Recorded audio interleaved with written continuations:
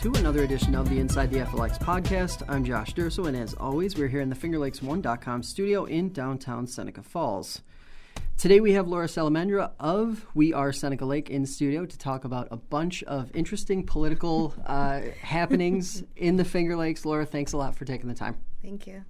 So, first off, before we get into any of the nitty-gritty details of all the things happening around Seneca Lake and in the Finger Lakes, for those who don't know you, tell us a little bit about yourself. So I grew up in Penn Yan and moved to Geneva about 5.5 years ago. I work as a waitress. I like the flexibility of it, and it allows me to do all the work that I think is so important. Now, what was that what made you sort of hop the fence from spectator to someone who really not just got involved, but started carrying some heavy weight along the way?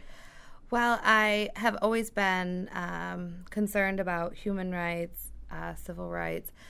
My sister had kids 5.5 years ago, so my focus shift to environmental concerns. And with this gas storage plan for the Finger Lakes, that's my drinking water. So and the water that my nieces and nephews drink. So it was no longer an option to just be a spectator. We have to fight. You can move or fight, and I'm not willing to move. Right.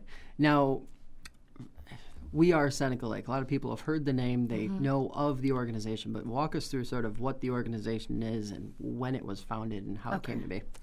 So when Crestwood proposed this plan, the people of the Finger Lakes resisted. So there was a lot of effort initially to stop the project before the permit was granted. So Gas Free Seneca did a lot of work on the legal side. And each municipality surrounding the lake, we would go and go door knocking, and the legislators would pass resolutions against the project. In October of 2014, FERC granted the permit to expand methane storage. And at that point, we had exhausted all legal avenues. So it kind of like organically formed this group where people were willing to do more. It started with taking a picture with yourself and the lake and captioning I am Seneca Lake. So that's how we got the name. And so in October 2014, we started blocking the gates. So when a truck would try to come into Crestwood, 5,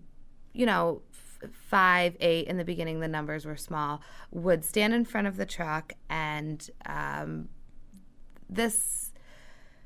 it allowed people to feel like they were doing more. It brought more attention to the issue, because even after the first 25 arrests, you would say, oh, we're blocking the building of a compressor station where they want to store gas in Seneca Lake. And people would say, that is crazy.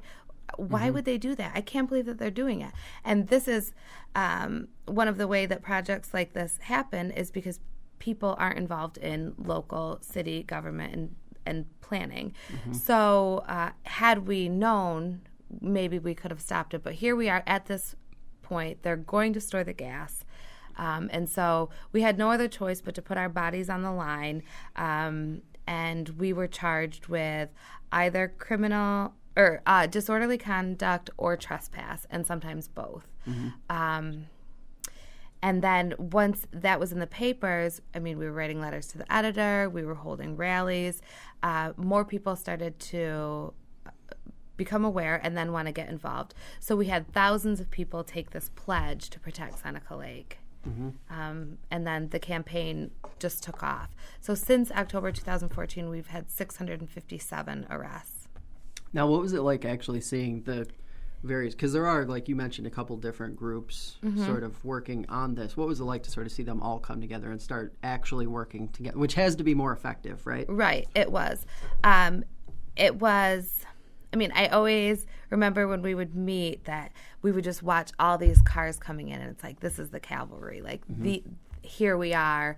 And so we formed these relationships with people. So I now know a ton of people in Watkins Glen, in Ithaca, in Corning, in Canandaigua, Naples, all of these people who came together to fight this.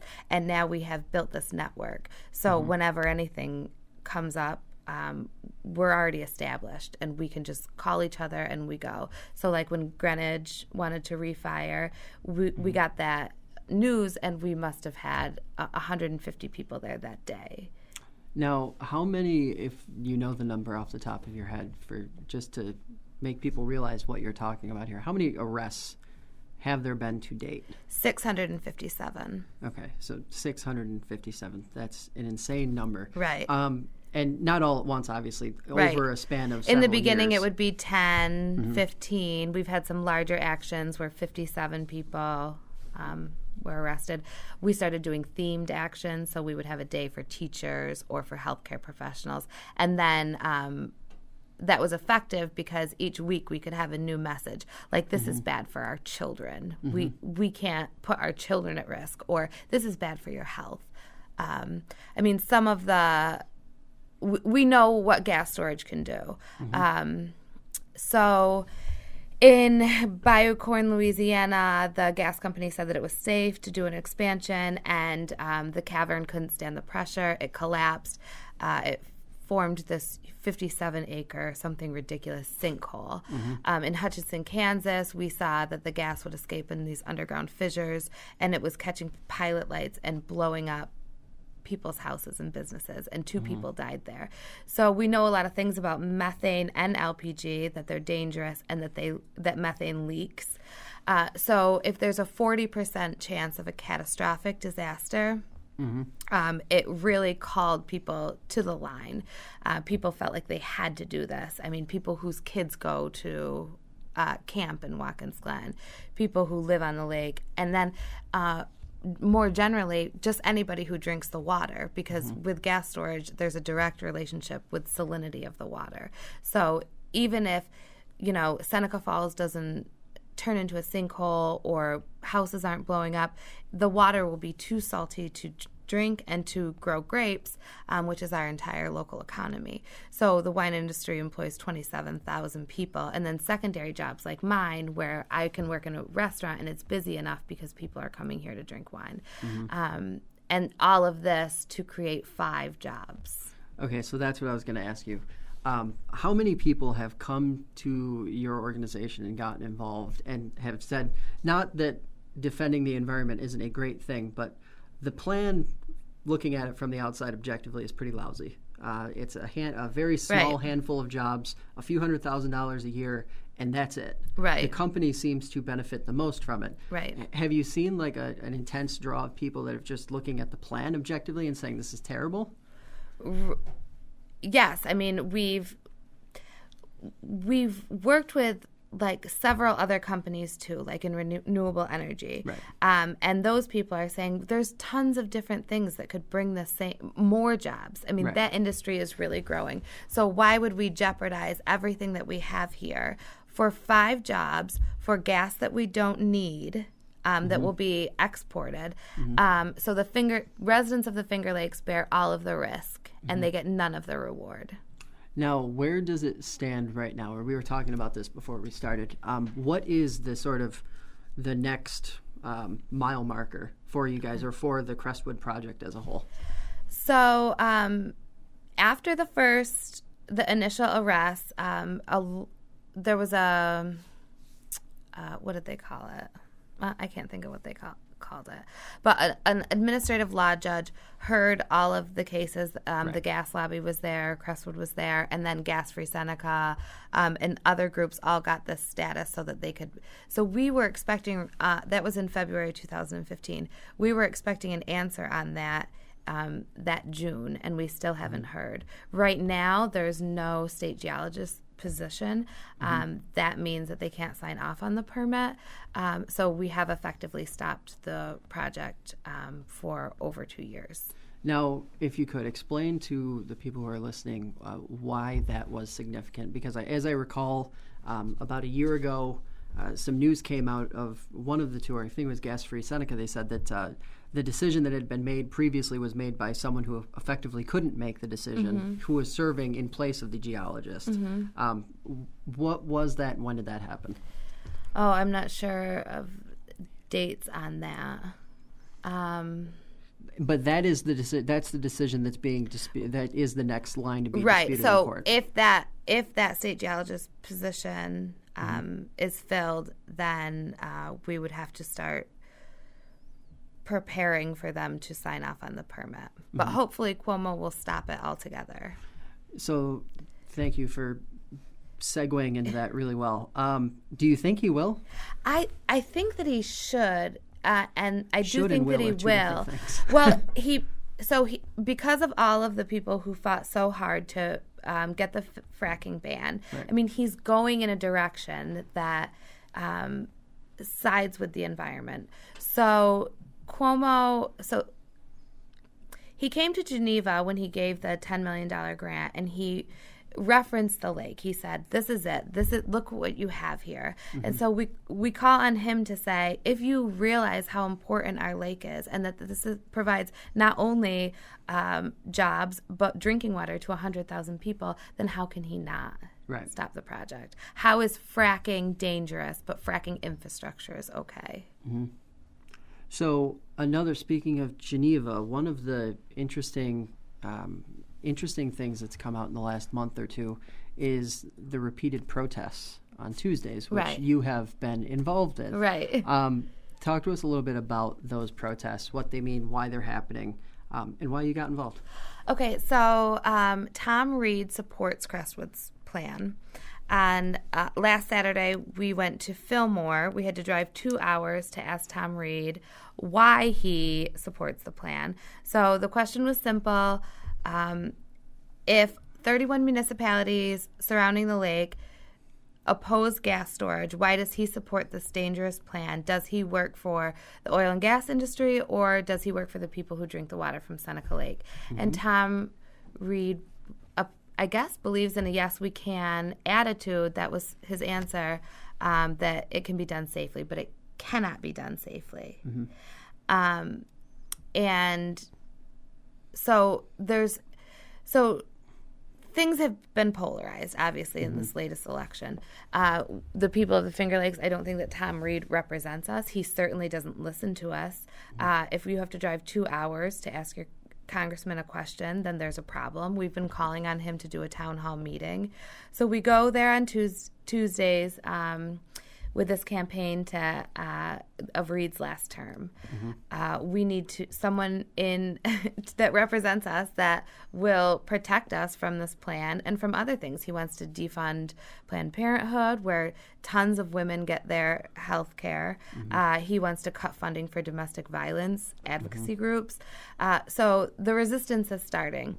And 2 years ago, we had a rally in Geneva, and we had about 400 people come out in January, and it was the biggest rally that we'd seen. And I think that We Are Seneca Lake and what we've done here is really paving the way for people to feel like they can stand up, they can speak out. So these weekly protests, it's getting people involved. They come from all over, that normally wouldn't have been, and so they're like starting to see their power. And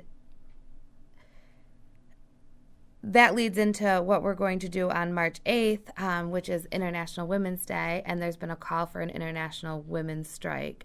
And we will assemble, the Geneva Women's Assembly will join together outside of Reed's office on March 8th at noon. And these small things of resistance to speak out against policies that would directly hurt you and your family, they're so important. And so We Are Seneca Lake paved the way for this, but it's the same idea. Now we'll build a network, a community of people from all over the Finger Lakes who will stand together to resist these policies. Now, here's the question that I always have when it comes to something like this. You talked about having themes in the protests down at Crestwood. How do you keep it fresh enough where it doesn't become stale? I mean, it doesn't become stale because when something is threatening you in such a dramatic way, I mean, you have to just keep showing up. Right. I mean, obviously waking up at 5 o'clock in the morning, freezing all day. It was the year of the polar vortex. It was so cold. It's like, but what choice do you have? So, I mean, it doesn't, they're not taking a day off from trying to poison our water. So we can't take a day off. I mean, these threats are so large that you have to fight back and you have to stay consistent. It does seem like a pretty smart strategic move organizationally to have sort of these themes along the way, though, so that the people who are hearing about the protest, maybe they aren't participating, they aren't hearing the same thing over and over again, right? And necessarily tiring of it. Right. So it was effective because, like I said, we could get a different message out. So if we had healthcare workers against it, they could talk about the specific dangers that this plan would cause to someone's health. So like drinking water that is too salty or the risk of fire, explosion, how the local hospitals couldn't respond to such a terrible disaster. I mean, where would you go? Right. And they couldn't staff a hospital to deal with all, like if there was an explosion. The Watkins Glen Police Department needed to call in reinforcements to arrest 10 peaceful protesters. How would they be able to respond to a huge fire? Right. So that you're talking about the municipal strain, whether it's a fire department or whatever the case may be. Right. What is sort of if you're going to sort of look at the Finger Lakes as a whole, what are aside from the lake issues, what are sort of your issues that you think to yourself, boy, this is something that really needs to be addressed, but people aren't necessarily talking about or activating on, really? Well, I think that, so all of the environmental concerns. So here we are in this most beautiful region. A lot of our economy comes from farming, from wineries, and here we have 2 huge landfills. It just doesn't make sense. And the people are against them. I mean, obviously it smells, it's dangerous, and they're tired of it. So we say this, there's this song, "The people gonna rise like the water, gonna calm this crisis down." I hear the voice of my great-granddaughter saying, "Shut whatever it is down now." And we sang that at the gates, and it's the same with the landfills. The people are going to rise. They're tired of being dumped on. We're tired of having to fight just for clean air and for clean water. So these movements and through social media and through these rallies where we're networking, so now the people who are against gas storage can show up to the fight against the landfills. And other threats to the Finger Lakes residents, that's the same whether it's Finger Lakes or not, are these massive cuts to services. Right. So, and Tom Reed supports that. So you could come on Tuesdays, 4 o'clock, if you want to ask Tom Reed why he intends to cut funding for. So one of the battle cries, I guess, would be Tom Reed's last term. How does the Finger Lakes or the people who want to see him out activate in a way that makes him lose an election? Because unfortunately, the makeup, this is the trouble, in the rural portions of New York State is not Democrat. It's Republican. And that seems to be a big, there are a lot of influential groups involved, but it never seems to be enough to translate to an election win for the people running. I think that's why these protests on Tuesdays will be effective, because we can attach Tom Reed to these issues. So gas storage in Seneca Lake is pretty bipartisan.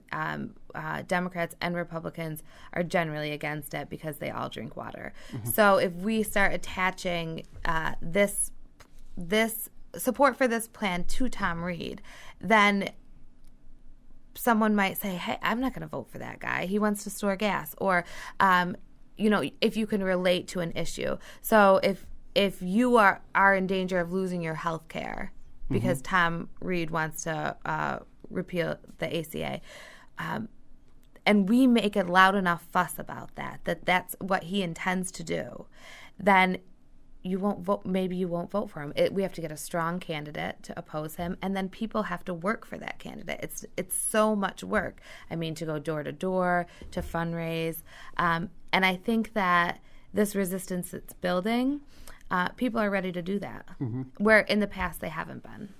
Out of curiosity, what is the makeup that you guys are seeing in terms of what the demographics look like for these protests, and also for just in general the support you guys are seeing? Because I feel like there might be a misconception, and correct me if I'm wrong, that it's a lot of young people, a lot of kids who are just kind of trying to, be the opposition. Right. But I've seen some of the pictures, and it looks like a pretty broad coalition. It is. We have high school students. Well, going back to We Are Seneca Lake, we've had people 96 years old arrested, 89 years old. They're walking with a walker. They're going to the police car. People who have loved this land. We've had veterans, Catholic workers, all kinds of people, and that is it's the same makeup outside Reed's office. We have young, old, women, men. I mean, you don't have to be young to to notice what's going on here. I mean, people are afraid. People are afraid to cuts to Social Security, to Medicaid. It's like whatever that issue that brings you out. Then you'll learn more when you get there. And then you see that there's a ton of issues we actually have to fight. So then the question is, what is the sort of call? Is that the calling card then? Why should people get involved? Is that it? Like, you need to find your issue. Right. And when you do, you'll recognize why we're doing what we're doing. Right. And when you see how frustrating it is to try to make change or to get someone to listen to you, then you'll stand in solidarity with the other groups who are working so hard. So if my concern is environmental, that doesn't, in most of my work, is on behalf of the planet, that doesn't mean that I'm not concerned about women's rights or Black lives or any of these things.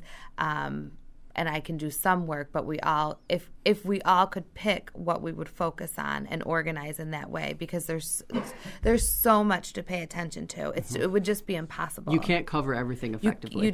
You can't. Yeah. So that's why these community groups and networking throughout a regional space is effective. Now, so you mentioned it earlier, the Geneva Women's Assembly. Give us sort of the 411 on what that will be when people come out to it in March. Okay, so because of this International Women's Strike, we have been trying to organize how Geneva will participate. We realize that people who work for a wage or can't afford to, couldn't necessarily walk out, call in sick, any of what the strike is calling for. So we've organized a Geneva Women's Strike Fund. Hopefully we'll be able to assist financially for people who want to participate but can't. And women will walk out of their place of employment or assemble outside of Reed's office, where we will address all of the things that Tom Reed, he doesn't support women's rights. So the choice to choose, a fair wage, all of these things. So we'll stand outside and we will have speakers that will discuss each of these things. It's a really great way to feel powerful. After the Women's March in D.C. and the very successful one in Seneca Falls, people were saying, now what can we do? It's a way to keep the momentum going, that it wasn't just a one-time thing, that these women are here and they are strong and they are taking their power back. And if Tom Reed won't make decisions that benefit us, we will make the decisions for ourselves. Now, last question before we get you out of here. I have to ask what your sort of opinion is of the entire 2016 election cycle with Donald Trump winning. I know just from seeing what you've posted and said on social media that you have an opinion on this subject. I do. But just talk about the polarization a little bit and what sort of that's been like living through it and seeing it play out. Okay. Well, I worked for Bernie, and he won Geneva. So the thing is that because of frustration with Democrats, people who are concerned about the environment, or they think that they're not progressive enough. So it was almost like we had three different groups. There were these really far left, centrist, and then to the right. So I couldn't believe the way that it was going. I thought there is absolutely no way that this guy will win. And I was actually in Standing Rock when he did win. And I woke up that day, and it was like just complete disbelief that this could have happened. The natives were weeping. It was a really emotional experience to watch them, because we knew the writing was on the wall, that he was going to scale back environmental regulations. I mean, he wants to reignite coal and all of these. So it's really disappointing to see that this man could be elected, when I feel like he ran a campaign based on division and hate. And now to see the resistance to him is bringing me hope, because people who normally wouldn't have been involved, or say that they're apolitical, are now taking it to the streets. And so it was like a really crushing blow. And now it's been like weekly, when I see that these actions are continuing, I'm feeling very hopeful. Well, we really appreciate you coming on today, and I have a hunch we'll be having you back on maybe in the coming year or so. All right, well, thank you. Well, that's going to do it for us today. I'd like to thank Laura for stopping by, and all of our listeners for making us a part of your week. We'll be back on Tuesday with FLX weather meteorologist Drew Montrell. For Laura Salamendra, I'm Josh Durso, inviting you to join us next time on Inside the FLX.